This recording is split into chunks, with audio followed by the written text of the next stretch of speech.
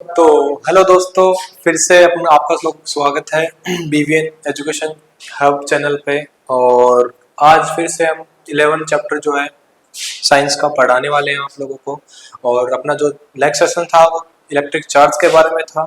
आज अपना टॉपिक होगा इलेक्ट्रिक करंट।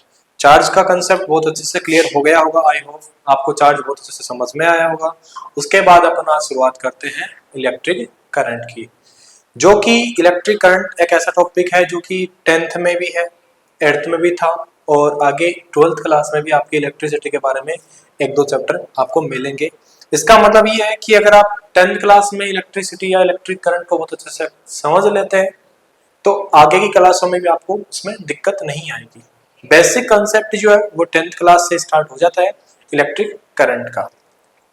चलो बात करते हैं what is electric current. Electric current होता क्या है और किस तरह ये इलेक्ट्रिक करंट बनता है।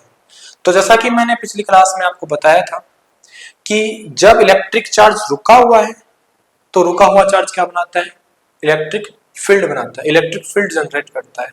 एंड जब अपन क्या करते हैं उसी इलेक्ट्रिक चार्ज को मूव करवाते हैं, पकड़ के दौड़ाते हैं, भगाते हैं, तो वही इलेक्ट्रिक चार्ज क्या करता है, इलेक्ट्रिक करंट बनाता है, इलेक्ट्रिक करंट प्रोड्यूस करता है। तो बेसिक सा कंसेप्ट ये है कि चार्ज को चाहे पॉजिटिव हो या नेगेटिव हो, चार्ज को अपने को क्या करवाना है, मूव करवाना है।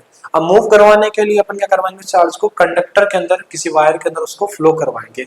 वो कैसे करवाएंगे, चलो देखते हैं। टॉपिक है इलेक्ट्रिक करंट।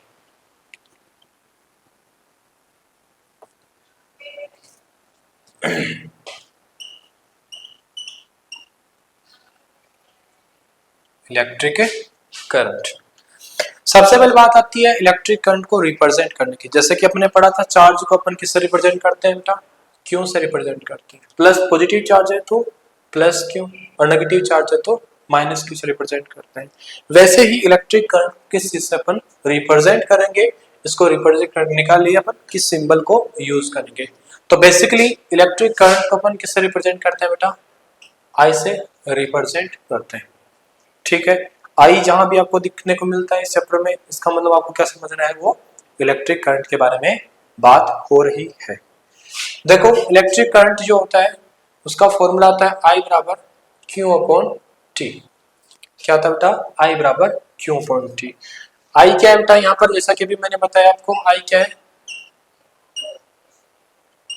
Electric current. क्यों क्या है, इलेक्ट्रिक चार्ज। क्या बेटा, इलेक्ट्रिक चार्ज। और टी क्या है, टाइम, टी इज टाइम। तो इलेक्ट्रिक करंट का फॉर्मूला होता है इलेक्ट्रिक करंट बराबर होता है electric charge upon electric time.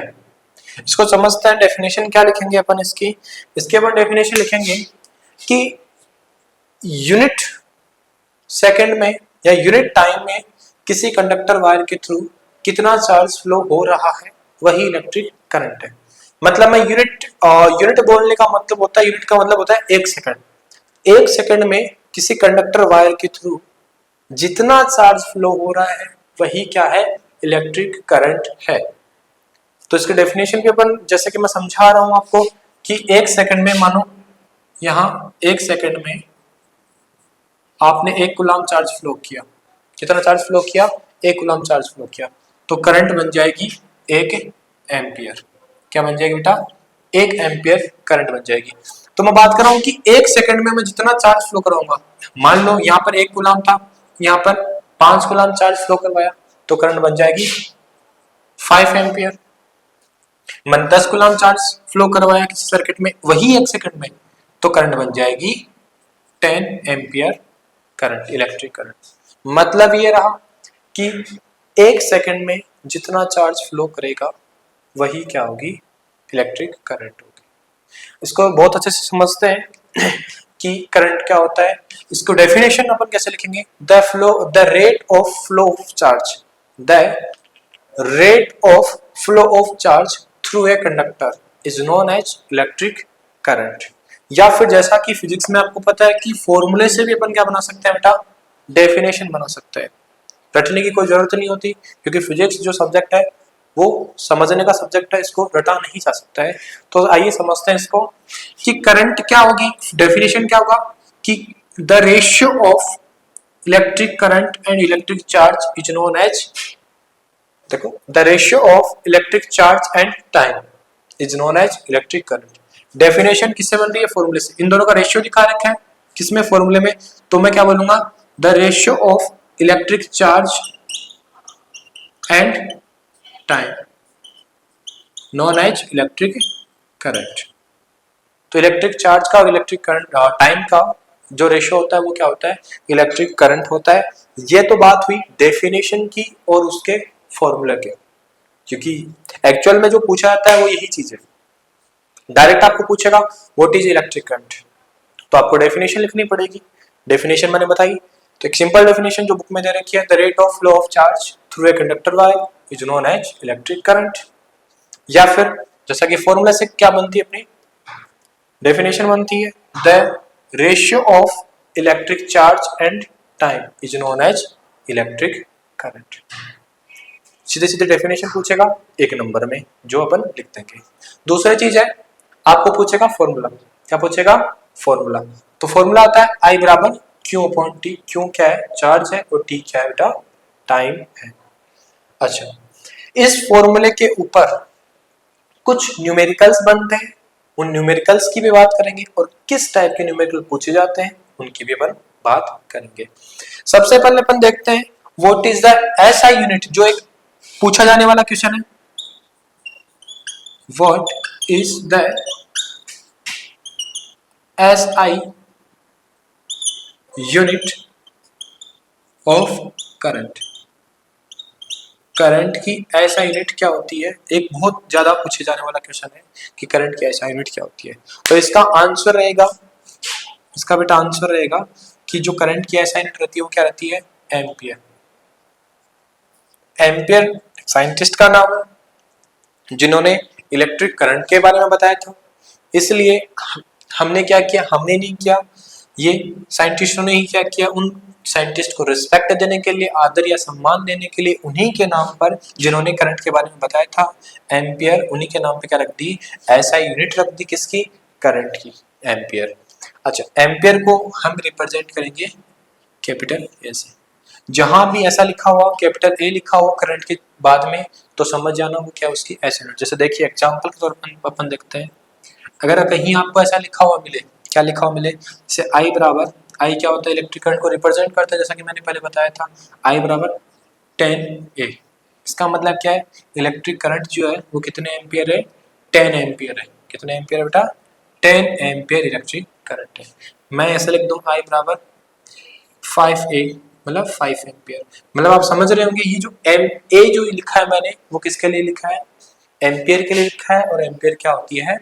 Electric current की ऐसा यूनिट होती है। डायरेक्ट एक नंबर में आपको ऐसा छोटा क्वेश्चन पूछा जा सकता है, तो याद रखना। अच्छा, बात करते हैं अदर यूनिट। किसकी बात करते हैं बेटा? अदर यूनिट की। Other unit of current. Other unit क्या होती है करंट की? देखो बेटा, अदर यूनिट बनेगी किससे? फॉर्मूले से। यहां से देखो, क्यों क्या है? चार्ज। टी क्या है? टाइम। तो चार्ज की ऐसा यूनिट क्या होती है? कूलाम। क्या होती है? कूलाम होती है। ठीक है। टाइम की ऐसा यूनिट क्या होती है बेटा? सेकंड। तो एक अदर यूनिट बन चुकी है बेटा कूलाम पर सेकंड। क्या बन चुकी है? कूलाम को सी से रिप्रेजेंट करते हैं और सेकंड को एस ई सी से कर देते हैं रिप्रेजेंट। तो कूलाम पर सेकंड क्या होती है बेटा? एक अदर यूनिट होती है इलेक्ट्रिक करंट की। अच्छा, कहीं कहीं जगह इसको ऐसा भी लिखा हुआ मिलेगा, नीचे था सेकंड, इसकी पावर पॉजिटिव थी, ऊपर गया तो पावर किसमें होगी? नेगेटिव होगी। तो कूलाम इनटू सेकंड इनवर्स अगर कहीं लिखा हुआ मिले, या कूलाम पर सेकंड कहीं लिखा हुआ मिले, तो घबराना नहीं है। ये किसकी यूनिट है? ये भी यूनिट है किसकी? इलेक्ट्रिक करंट की यूनिट है। इलेक्ट्रिक करंट की ही यूनिट है। ठीक है, पर ये ऐसा यूनिट नहीं है, इसको बोलेंगे अपन अदर यूनिट। ठीक है, ये दूसरी यूनिट है। और ऐसा यूनिट क्या होती है बेटा? एम्पियर होता है, जिसको अपन ऐसे रिप्रेजेंट करते हैं। चलो बात करते हैं करंट के बारे में, और थोड़ा समझते हैं करंट को। डेफिनेशन, फॉर्मूला, ऐसा यूनिट मैंने आपको बता दी है, जो कि एग्जाम में पूछी जाएगी। ऐसा यूनिट पूछी जा सकती है, डेफिनेशन पूछी जा सकती है, और इसका फॉर्मूला पूछा जा सकता है। और फॉर्मूले के ऊपर न्यूमेरिकल क्या पूछे जाते हैं वो अपन बात करेंगे इसके बाद में। चलो। करंट के बारे में कुछ और बातें जो बतानी आपको जरूरी है। करंट कैसे फ्लो करता है, डायरेक्शन क्या होती है सर्किट के अंदर, करंट फ्लो कैसे करेगा देखते हैं। मैं यहाँ पर एक डायग्राम बना रहा हूँ किसी वायर का। किसका डायग्राम बना रहा हूँ बेटा? वायर का। सपोज दैट ये क्या है, कोई इलेक्ट्रिक वायर है। ये क्या है, कोई इलेक्ट्रिक वायर है। और जैसा कि अपन जानते हैं बेटा, कोई भी इलेक्ट्रिक वायर है वो मेटल से बना, और मेटल के अंदर क्या होता है, एटम्स होता है। और एटम्स में क्या मिलता है, मेनली जो मेटल्स होती हैं, मेटल्स के पास में क्या होता है, फ्री इलेक्ट्रॉन्स होते हैं। क्या होते हैं, फ्री इलेक्ट्रॉन्स। तो ये भी मेटेलिक वायर है, तो इसके अंदर भी क्या मिलेंगे आपको बेटा, फ्री इलेक्ट्रॉन्स मिलेंगे। क्या है बेटा, ये फ्री इलेक्ट्रॉन्स। अच्छा, इस मेटेलिक वायर में ये क्या है, कुछ फ्री इलेक्ट्रॉन्स है, होते तो बहुत सारे, मैंने कुछ को रिप्रेजेंट किया। ये फ्री इलेक्ट्रॉन क्या करता है बेटा, ये रैंडम मोशन करता है। क्या करता है, रैंडम मोशन करता है, मतलब हर कोई डायरेक्शन में ये मूव कर रहे होते हैं, इनकी कोई पर्टिकुलर डायरेक्शन नहीं होती है। ठीक है, ये कर रहा है, कोई इधर जा रहा है तो कोई इसके अपोजिट इधर जा रहा है, कोई इस तरफ जा रहा है, कोई इस तरफ जा रहा है। ठीक है, कोई इधर जा रहा है, इनकी सबकी कोई फिक्स डायरेक्शन नहीं है। हर कोई डायरेक्शन में क्या कर रहे होते हैं, ये मूव कर रहे होते हैं, और आपस में एक दूसरे से क्या हो रहे हैं, कोलाइड कर रहे होते हैं, आपस में एक दूसरे से टकरा रहे होते हैं, कोलिजन कर रहे होते हैं। यहाँ पर बेटा अब आप सर बोले कि आपको बोला, सर आपने बोला था कि चार्ज मूव कर रहे हैं, तो यहाँ इलेक्ट्रॉन तो क्या होता है, नेगेटिव चार्ज होता है, इलेक्ट्रॉन भी तो मूव कर रहे हैं, तो इसका मतलब करंट बन रही होगी। तो एक पड़े हुए वायर में एक जो रखा हुआ वायर है उसमें क्या करंट मूव करती है, नहीं करती। जबकि पर यहाँ तो इलेक्ट्रॉन मूव कर रहे हैं उसके अंदर, पर यहाँ करंट क्यों नहीं बन रही, इसका मतलब है देखो यहाँ पर ये इलेक्ट्रॉन मूव कर रहा है इस डायरेक्शन में, तो इसने मान लो कि कुछ करंट बनाई I1, ये इलेक्ट्रॉन मूव कर रहा है इस डायरेक्शन में, इसने क्या बनाई, करंट बनाई I2, पर दोनों करंट क्या है, अपोजिट डायरेक्शन में। तो आपस में एक इलेक्ट्रॉन दूसरे इलेक्ट्रॉन के अपोजिट डायरेक्शन में भाग रहा है। ठीक है, तो आपस में क्या करते हैं, जो बनने वाली जो स्मॉल करंट होती है उसको क्या कर देते हैं, कैंसिल आउट कर देते हैं, जीरो कर देते हैं। इसलिए यहाँ इस सर्किट के अंदर जो टोटल करंट होती है, इसको नेट करंट भी बोल सकते हैं, वो क्या रहती है बेटा, जीरो रहती है, जब तक इस वायर पर कोई पोटेंशियल डिफरेंस ना लगा जाए। क्यों, क्योंकि इलेक्ट्रॉन ये मूव कर रहा है इधर, कोई इधर मूव इलेक्ट्रॉन मूव कर रहा होगा, क्या करेगा, इसकी इलेक्ट्रिक करंट को ये दूसरे वाला इलेक्ट्रॉन क्या कर देगा, जीरो कर देगा। इस तरह एक दूसरे के इलेक्ट्रिक करंट को क्या कर देते हैं, ये जीरो कर देते हैं, और इस वायर के अंदर टोटल इलेक्ट्रिक करंट कितनी हो जाती है, जीरो, जब तक इस पर पोटेंशियल डिफरेंस ना लगा रहे।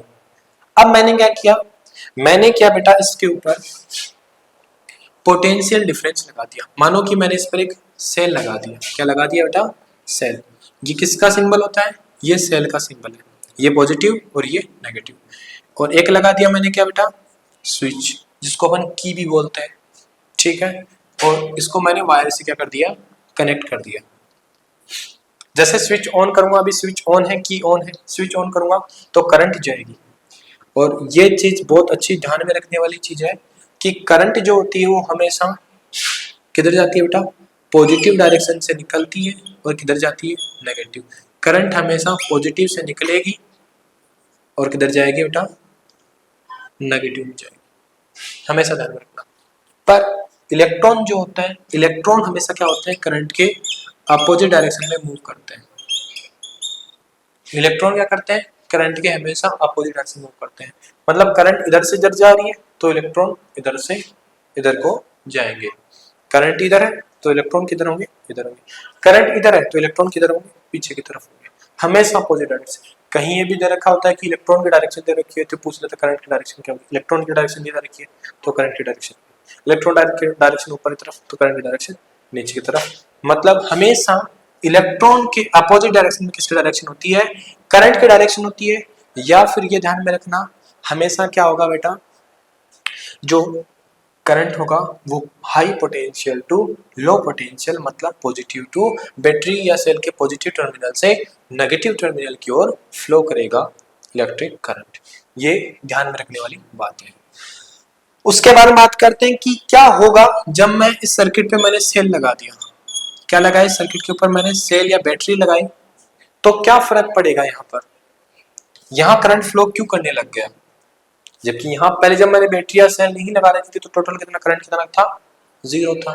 तो बेटा फर्क ये पड़ेगा जब मैं ये बैटरी या सेल लगा देता हूँ तो ये बैटरी और सेल क्या करती है, इन इलेक्ट्रॉनों के ऊपर क्या लगाते हैं बेटा, फोर्स लगाते हैं। क्या लगाते हैं, फोर्स, जिसकी वजह से ये इलेक्ट्रॉन्स क्या होते हैं, सारे इलेक्ट्रॉन्स एक ही डायरेक्शन में मूव करना स्टार्ट कर देते हैं। किधर मूव करना स्टार्ट कर देता है बेटा, सारे इलेक्ट्रॉन जो है वो एक डायरेक्शन में मूव करना स्टार्ट कर देंगे।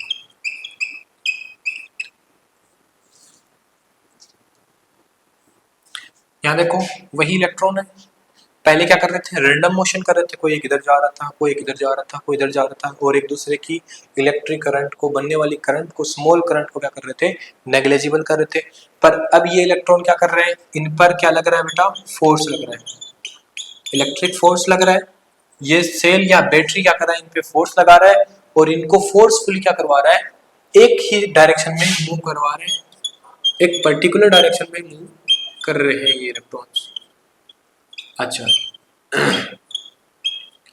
तो जब बेटा ये इलेक्ट्रॉन्स फोर्सफुली इनको जब मूव करवाया जा रहा है एक ही पर्टिकुलर डायरेक्शन में, तो यहाँ नेट करंट क्या होगी, 0 नहीं होगी। यहाँ नेट करंट क्या होगी, नॉट इक्वल टू 0, क्योंकि नेट करंट कुछ ना कुछ रहेगी, क्योंकि यहाँ पर इस ये भी करंट बनाएगा चार्ज, ये चार्ज भी करंट बनाएगा, ये चार्ज, सारे चार्ज क्या करेंगे, कुछ ना कुछ करंट बनाएंगे, और वो करंट क्या है, एक डायरेक्शन में है, इसलिए करंट सबकी एक डायरेक्शन में होने की वजह से कैंसिल आउट नहीं होगी और नेट करंट जो है वो 0 नहीं होगी, कुछ ना कुछ करंट जो है इसमें जरूर फ्लो होगी, तो नेट करंट जो नॉट इक्वल टू 0 रहेगी। अब मैंने बताया था इलेक्ट्रॉन इधर मूव कर रहे हैं तो करंट किधर जाएगी, अपोजिट डायरेक्शन में जाएगी। ओके, आई होप आपको अंडरस्टैंड कर गए होंगे कि इलेक्ट्रिक करंट कैसे बनती है, किस तरह चार्ज जो है वो पहले जब वायर पे कोई पोटेंशियल डिफरेंस नहीं लगा रखा होता है तो इलेक्ट्रॉन रैंडम इधर उधर मूव कर रहे होते हैं, टोटल करंट 0 होती है। और जैसे अपन क्या करते हैं, बैटरी या सेल या फिर पोटेंशियल डिफरेंस लगा देते हैं, तो पोटेंशियल डिफरेंस लगाने की वजह से ये सारे इलेक्ट्रॉन्स एक पर्टिकुलर डायरेक्शन में मूव करने के लिए क्या हो जाते हैं, बाउंडेड हो जाते हैं। और जब ये इलेक्ट्रॉन्स एक पर्टिकुलर डायरेक्शन में मूव करने लगते हैं तो नेट करंट 0 नहीं होती और कुछ ना कुछ करंट फ्लो करने लगती है सर्किट के अंदर। इसको मैं एक छोटे से एग्जांपल से समझाना चाहूंगा। जब क्लास के अंदर बहुत सारे बच्चे बैठे होते हैं और टीचर नहीं होता, तो बच्चे एक दूसरे को क्या करते रहते हैं बेटा, इधर उधर छेड़ते रहते हैं, या फिर जो बच्चा है हर कहीं से उठकर कहीं बोतल फेंक रहा होता है, हर कहीं से उठकर कहीं जा रहा होता है, बाहर जा रहा होता है, अंदर जा रहा होता है, आपस में बातचीत कर रहे होते हैं। पर जैसे ही टीचर क्लास के अंदर एंटर करता है, बच्चे क्या जाते हैं, चुपचाप बैठ जाते हैं। क्यों? क्योंकि उनको पता है कि टीचर आ चुका है। अब वो क्या हो गए, उनको फोर्स कर दिया गया है कि आपको क्या करना पड़ेगा, चुप बैठना पड़ेगा और सुनना पड़ेगा। वैसे ही ये जब तक बैटरी और सेल नहीं लगी रहती तब इलेक्ट्रॉन एक पर्टिकुलर डायरेक्शन मूव नहीं करते, करंट नहीं बनती। जब बैटरी और सेल आ जाते हैं सर्किट के अंदर, लगा दिए जाते हैं, स्विच ऑन कर दिया जाता है, तो बैटरी और सेल क्या करते हैं, इनको फोर्सफुली एक डायरेक्शन मूव करवाते हैं तो करंट बनती है। तो यही कंसेप्ट है, जब तक बैटरी और सेल नहीं लगाया जाता, जब तक किसी सर्किट में पोटेंशियल डिफरेंस नहीं क्रिएट होता, तब तक करंट फ्लो नहीं होती है। That's all. ये अपना आज का सेशन था, किसके बारे में, इलेक्ट्रिक करंट के बारे में। आगे अपन बात करेंगे इसके न्यूमेरिकल्स, इसके न्यूमेरिकल्स क्या होते हैं और किस तरह इस फॉर्मूले को अपन काम में लेंगे और इसके कैसे न्यूमेरिकल सॉल्व करेंगे। धन्यवाद, थैंक यू।